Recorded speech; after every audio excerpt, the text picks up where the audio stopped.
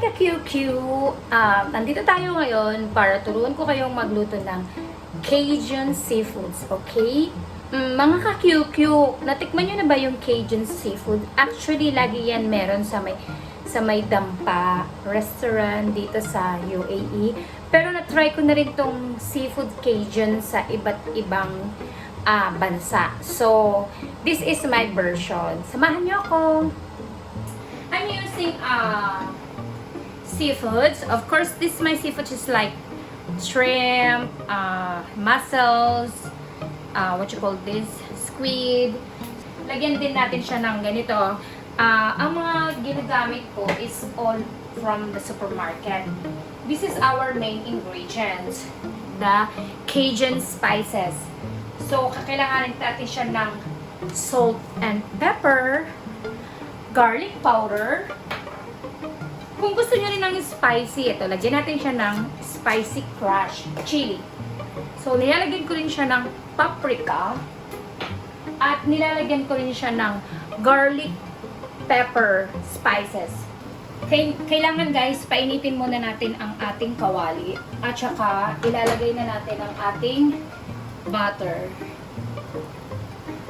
I'm using lupa butter kasi hindi siya masyadong greasy, okay? Ilalagay na natin ang butter. Pwede rin siyang gamitan ng guys, sa Pilipinas yung margarine. So kasi ako dito, ginagamit ko siya butter. So lalagyan natin yung butter, guys. Ang pagluluto ng Cajun ay pwede rin lagyan ng mga vegetable like corn, pero kasi wala akong corn, baby corn yung binili ko. Uunahin muna natin lutuin ng baby corn using the butter. So, eto na. Lagyan na natin ang baby corn. So, lagyan nyo na ang Cajun niya. Lutuin lang natin siya ng 1 minute. Lagyan natin siya ng konting spices, like Cajun spices, and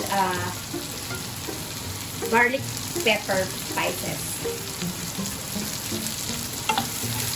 Haluin siya. And isi-set aside natin siya, guys. So, luto na to, 1 minute. Lilipat natin siya dito. Ilalagay na natin ang ating seafoods. Unahin muna natin ito, guys. Seafood.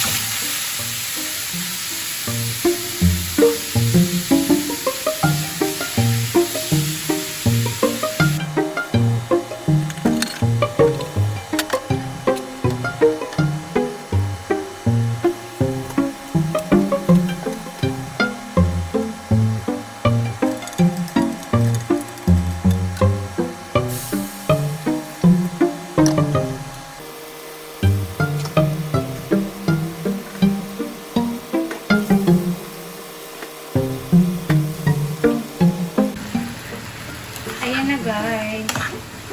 So, medyo luto ng ating noodles. Lalagyan na natin siya ng vegetable. Japanese vegetable, guys. Nakasalang pa rin ang ating Cajun sa kabilang lutuan. So, ilalagay na natin ang ating vegetable.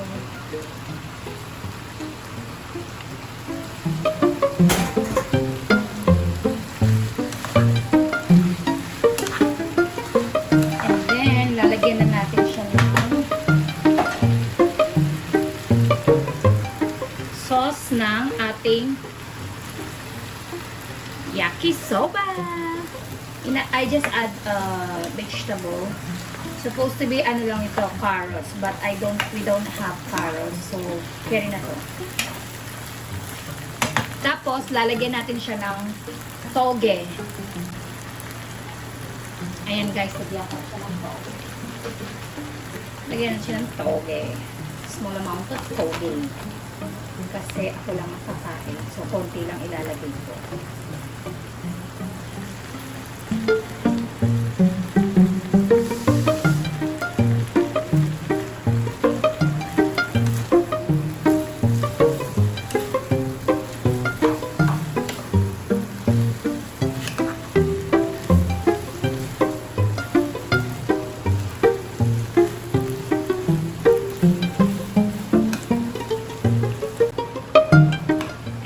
guys. Malapit na maluto ang ating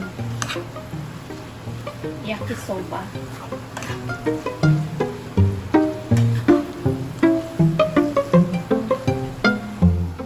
Ayan na ang Japanese yakisoba at ang ating seafood Kajun spices. Ayan na, luto na guys. So, let's eat! Thank you, Misty QQ, for the special food.